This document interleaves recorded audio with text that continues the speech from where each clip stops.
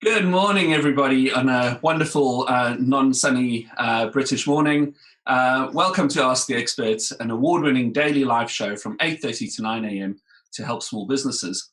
If you have any questions, ask them in the comments or on the live feed. And if you have any more advice, if you need any more advice, join the official Intuit QuickBooks SMB community group on Facebook. Accountants and business experts are on hand 24/7. During the live session, we'll be running a poll, so please do engage with it. And at the end, we will reveal the results. And on the 3rd of March, you can attend the QuickBooks virtual event, QuickBooks Connect.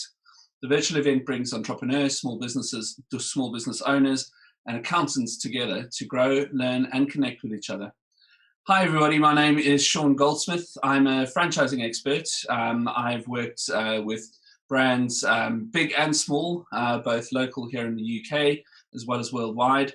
My company is the Ops Center, and what we basically do is we help franchisors, structure businesses so that the franchisees can make as much money as possible, and everybody can be happy. And so this morning, what we're going to be talking about is how to franchise your business. Now, this is a subject that has come up a lot recently. The beginning of lockdown, especially. There was a huge, big surge in the number of businesses that had sort of inquired about franchising their business. I wanted to know a lot more about it. And in many, many cases, lockdown gave people the opportunity to actually think about what they need to do to scale their business, and grow it. Franchising has always been a great option for small businesses. To be able to scale without having to put in the huge investments that would normally be required to open up a branch network, etc. Traditionally speaking, most of us know that franchising, is something that is quite dominated by the food and beverage markets. Everyone from McDonald's, KFC, Subway, Domino's. There's a number of restaurant groups, Nando's, are doing franchising. But what most people don't realize is that franchising affects your life, more times than you could possibly imagine. There are very large franchise groups that do window cleaning. There are very large groups of franchises that do domestic cleaning. During lockdown, the franchise groups that did home care for the elderly and the vulnerable basically kept things going and really took the pressure off the NHS. These guys were heroes in my eyes. They were going into homes every single day to take care of the elderly. The point is that franchising is much more diverse than you would possibly imagine. At the moment, we're working with a number of clients. One client that does finance and investing, one client that does secondhand cars. We've got clients who are doing rugby classes for kids. So the diversity is absolutely there. So if you have got a business and you think, well, actually, this is quite a replicable sort of business, then maybe franchising is the thing for you. But this isn't a sales pitch today. When we talk about how to franchise your business, there's a lot to it. There's a lot of responsibility that comes with franchising your business. As we know, you are probably an employer if you're watching this, or you're getting there. There's a responsibility from an employer's point of view to look after their staff and make sure that they are, they're having the best experience that they could be. But with franchising, you're taking it, quite a few notches higher. What you're doing effectively is you are asking people to invest in your business. So people would come along, and they would pay anywhere between £2,000 and in some cases £250,000 to be part of your franchise network. Excuse me. And what they do is they rely heavily on you. They put quite a lot of trust in you to be able to help them and guide them as they grow their businesses. Now, in many cases, people would have been using some of their savings, sometimes all of their savings, in order to be able to open up a business in the most stable way, so that they can just have a better life for their family, right? In most cases, franchisees are not necessarily people who have a massive interest in becoming a billionaire. And, if you go into social media, and I'm sure most of you guys have been stalked by the guys on Facebook ads, you know, talking all about how to become an 8-figure millionaire overnight, etc. Franchising is not like that. It's just normal jobs or normal opportunities for normal people in the main. You know, people who just want to have a nice lifestyle and get some money in to feed their families. Now, when you're franchising your business, there's a few key things that you absolutely need to do. Your responsibility is to look after your franchisees and make sure that the model is as strong as it possibly can be. So when you are considering, you know, franchising your business, one of the most important things that you could possibly do is get a good contract in place. And when I say a good contract, it is absolutely vital that you speak to an accredited lawyer who's experienced in franchising. So my best advice would be to go onto the British Franchise Association website, take a look at the lawyers available over there, and have a chat to them. Step number 2, after having a chat with a lawyer, will be to speak to a franchise consultant. There are a lot out there, and in Britain, franchising is unregulated. So in terms of consultants, there is a wide variety of knowledge and skills amongst the consultants. Again, what I would highly recommend is you know, going to the British Franchise Association, or at least taking a look. There are 2 other franchise associations. Take a look at the experts that they have on hand, and do your due diligence. Get referrals, get references, you know, speak to other people, and in particular, speak to people who have already gone through the process with their consultants and have a track record that they can speak to. If it is a cheap exercise for you to get into franchising, I would suggest that you do more due diligence, because franchising is not an inexpensive process. You know, there's a lot to it. There's a lot of documentation that needs to be made. You know, the contracts themselves, you know, if they are costing you any less than about £2,500 to sometimes £5,000, you know, there's a red flag there. Operations manuals need to be created. And most importantly, you need to speak to your consultants and see whether or not that consultant is actually really going to delve into what your business is.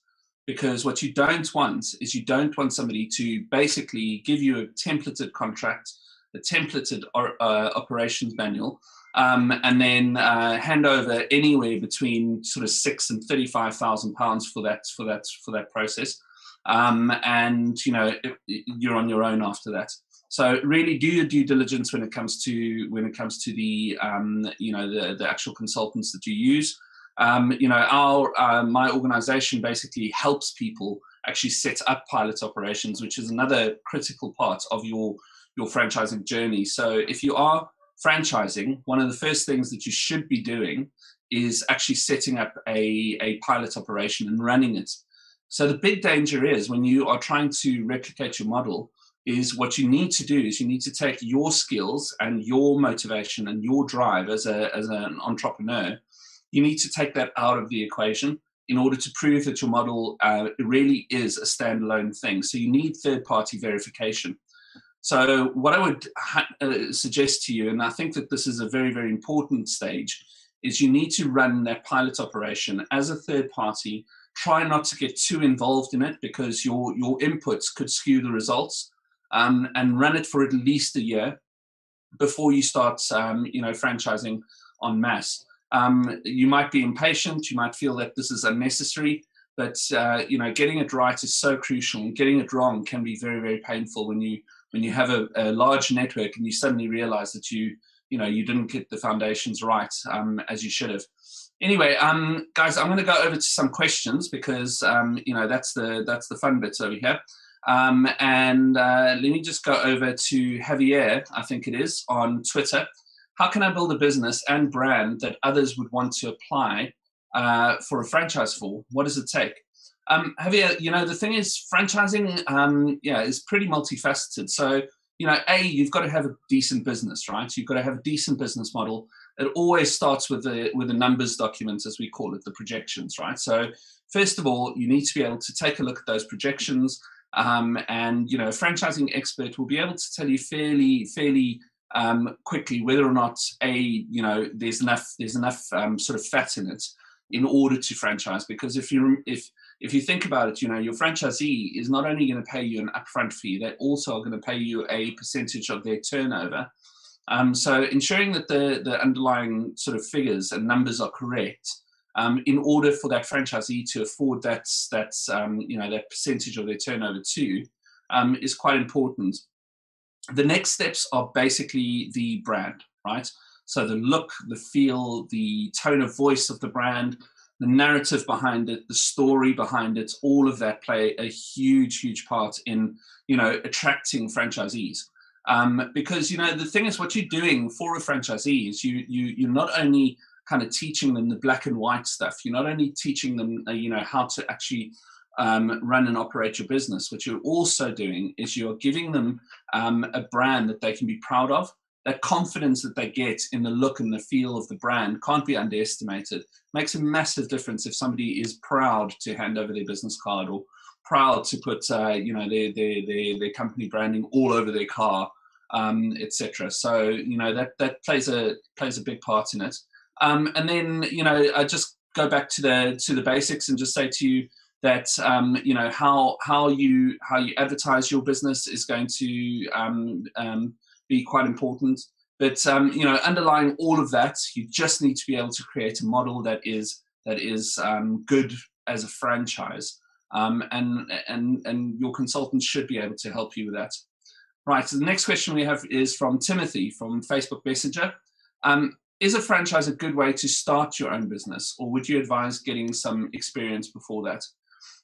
Timothy, I'm assuming you're speaking about as becoming a franchisee.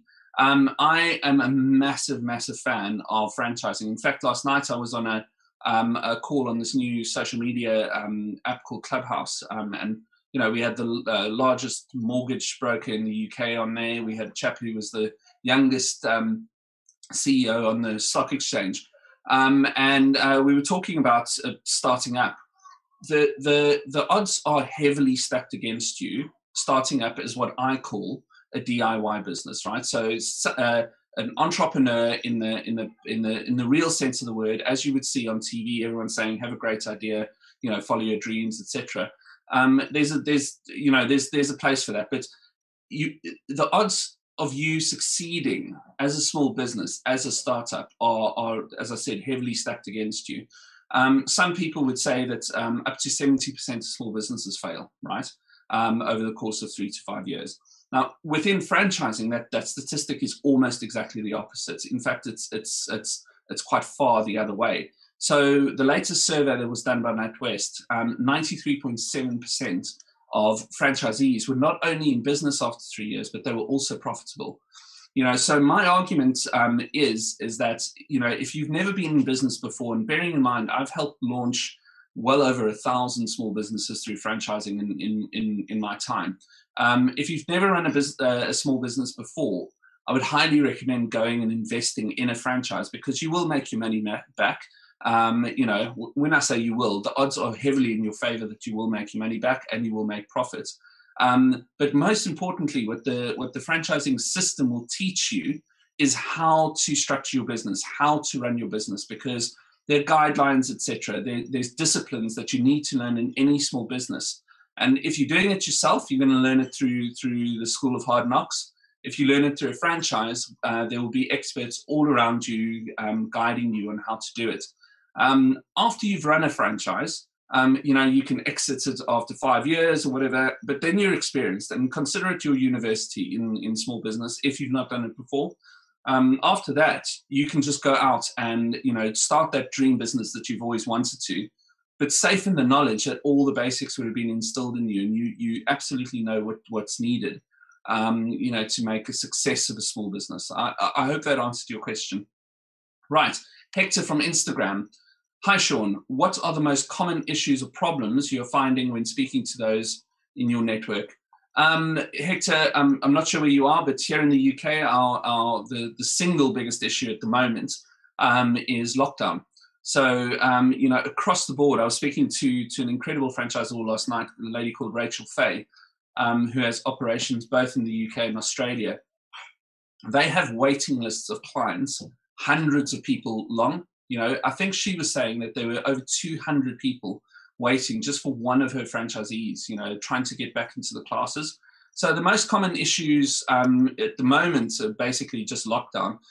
If we were talking in any other context, I think that within franchising, the main issue that franchisors find, you know, and franchisees find, I guess, when they start struggling, is they try and do things that are outside of, you know, what we call the model. So because franchising is all about, you know, following a tried and tested system, you know, it is so important for people to follow the model. And when I say tried and tested system, I mean, you know, the guys that have come before you have made loads of mistakes, right? They have done everything wrong in order to stop you from having to go through that pain. So I think the most common issue or problem that franchisors always face, and therefore franchisees, is just people who are trying to do it differently within quite a structured kind of environment. Right. Yeah. I mean, I hope that sort of answers your question. I'm just going over to Liv from Instagram. Can franchisees choose to work with a business partner? Is it a common occurrence? Yeah, Liv, definitely. We are seeing that more and more. We're seeing more and more couples get into franchising, which is absolutely great. In both circumstances, what I would 100% advise you to do is make sure that you guys are absolutely clear on roles and responsibilities. So, you know, when you start starting any business in any format with a partner, you know, the reality is that, you know, the first year or so is going to be great. You guys are going to, you know, really get on and everything's going to be good. But slowly but surely, you'll start stepping on each other's toes, because the one partner will, you know, just do a little bit of marketing, but marketing was kind of your thing, you know, and then questions come in about the numbers, and before you know it can really escalate. So, you know, what you want to do is you want to make sure right from the outset, and I would even suggest in your partnership agreements that you outline what the roles and responsibilities are broadly. And, you know, make one person in charge of sales and marketing, make the other person in charge of, you know, the operational day-to-day stuff, dealing with the accountants and all that kind of thing. It's so important, because, you know, even the best of friends can fall out sometimes, you know, because, you know, small businesses are tough. You know, there's all kinds of emotions that go on. You know, we actually know it as the emotional curve, you know, within franchising. You know, and part of the job of a franchisor is to, you know, try and make those high emotions, you know, slightly lower, and the low emotions slightly higher, just so that you're on a much more even keel when you're building your business. But in the case of a partnership, you need to make sure that you've got that really well outlined. And you know, just to let you know, partnerships are probably the second most successful sort of format for starting small businesses or being successful in small businesses after franchising. So, you know, it's not a bad idea at all. Right, Leah from Facebook Messenger. Great to see you back on Ask the Expert. Well, thank you very much. What is your current view of the overall market as a whole in the past 5 years, and what kind of impact do you think COVID has or will have? You know, I mean, the world has always been up and down. You know, we've had recessions, we had Brexit, and I mean, I think COVID has proven, you know, that whenever you think that, you know, chaos is as bad as it can get worse. But in general, I think what I would say is, you know, we've seen over the past 5 years that people are super resilient, you know, and no matter what happens, you know, we kind of figure a way out. In terms of the total impact, we've been speaking about this a lot within the franchising world, because, you know, it has a direct impact on thousands and thousands of small businesses, you know. So what we've basically sort of come to the conclusion of is that we think that COVID is probably going to be a reoccurring theme, or at least from a responsible small business owner or franchisor's point of view. You know, we are working on the basis that COVID is going to be with us for a long, long time. And I was using a very similar sort of analogy, you know, in Africa where I grew up. I grew up in an area where malaria was very, very common. But yet people went out and they did what they had to do. It's a deadly disease, probably the biggest killer of people in the world still, to this day. But we used to just crack on, and if we got the disease, we would go and get treated for it. Now, I don't know if this is going to be the same case for COVID, but in terms of small businesses, we can't just sit at home forever. I'm homeschooling 3 young children. So many other people are, and we need to get out there. So I think the impact that COVID will have is going to be variable. I don't think that we're going to go back to offices en masse. I just don't see that happening. And also what I think is probably going to start occurring quite rapidly is, people are going to recruit from around the world, just purely because it's now possible. There's no reason to be in a particular country to do your job. I could be sitting in the Bahamas at the moment, doing this and helping my franchising clients. So I think that's probably going to be the biggest impact. And if we do go back to offices, this is just my personal opinion, I think it's going to be a bit like a tide. There's going to be a big rush of people going, oh, thank heavens, I'm back in an office and seeing people. And then over the course of the next sort of few months, I think people are going to be quite happy just going back home and, coming into the office once, maybe twice a week. That's my view, at least. Shortcut from Facebook Live. Can you break down where your money is going when franchising? Do you pay for property as well, or just the rights to use the company name? Look, so your money basically initially, so when you pay your initial franchise fee, what you are paying for is an accelerated knowledge. So you're getting the brand, you're getting the intellectual property, but the intellectual property is tied up into how to do stuff, right? How not to make mistakes, etc. So what you're initially paying for is basically taking somebody else's 10, 20, 30, 40 years worth of experience and shoving it into a 3-month learning process, right? And an ongoing over the duration of the franchise term, the 5 years. So you're literally taking this much knowledge, putting it into this much in order to help yourself not have to pay the price of learning those lessons yourself. So that's one part. The property, renting property, getting equipment for your business, all of that kind of stuff is still your responsibility, as it would be if you were starting independently. Effectively, what the franchising model does is, as I said, it accelerates your knowledge. It gives you a roadmap for success, which is a massive cliche, but it really does. So it's more about people telling you don't do that because it'll cost you a lot of money, rather than saying do this because it'll be super profitable. Because either way, you're going to learn a lesson. If you're doing it yourself, the cost of that mistake could be so much higher than actually making the mistake with a franchise, or at least avoiding the mistake with a franchise. So that's something to consider. But other than that, you are getting mentors, you're getting area managers who are helping you, you're getting experts in, if you're in the food sector, experts in the food side of things. I mean, it is incalculable the amount of support that that you wouldn't get if you did it as a DIY business. So yeah, in my view, very, very, very worthwhile. Especially if you started a small business by yourself, you'll see the value in having all of that support, and the acceleration of your success, really. Right, going on to Natasha from Facebook Messenger. Is there any sector that you think is COVID-proof? I've been looking at the healthcare sector, but can't find the right opportunities. Can you share some tips here? Yeah, I mean, there's been a number of businesses that have absolutely flown, through COVID. I'm involved with a brilliant little franchise that does hydrotherapy for pets. Throughout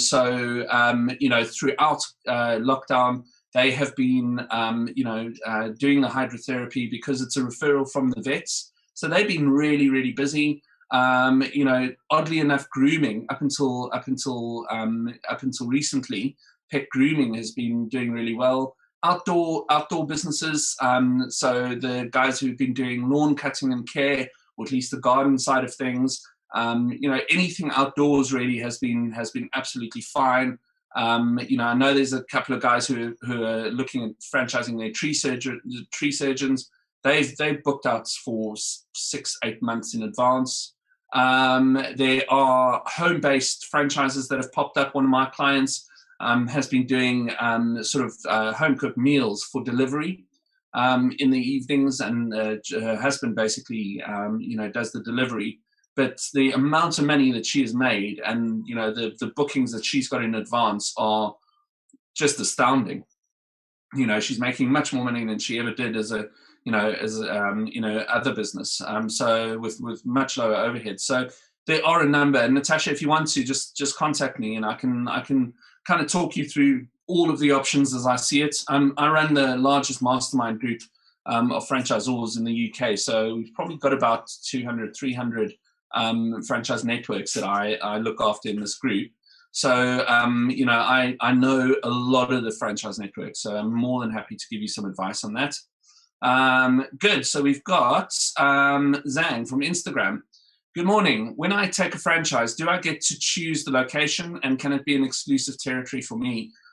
Yes and no. I know it's probably not the answer you're after, but it's based on availability. So, you know, if there's a territory available, you know, out of 3, yes, I'm sure that you can choose them. It depends on the type of network that you're going into, because, you know, in most cases, franchisors will want you to take a territory that you live in, just because, you know, it makes so much sense. But ultimately, yes, you do get to choose the territory. The exclusivity is also a yes or no. And, you know, so franchise territory is not a walled off area. It is a marketing territory. So it will be exclusive for you. But on occasion, your neighbors may be allowed to actually trade in your territory, but it's all very fair, you know, and reasonable. So just speak to your franchisor about that. Last question, just a really quick one. Amanda from Twitter. I'm homeschooling 3 kids. I am too. As you do, working on my business. It's exhausting, isn't it? How are you juggling things? I'm completely honest. Homeschooling in this 3rd lockdown has been a blow that many people have been struggling with. How we do it basically is we homeschool from 9 a.m. and because it's 3 boys, it takes us all the way until 4 p.m. to actually get through everything.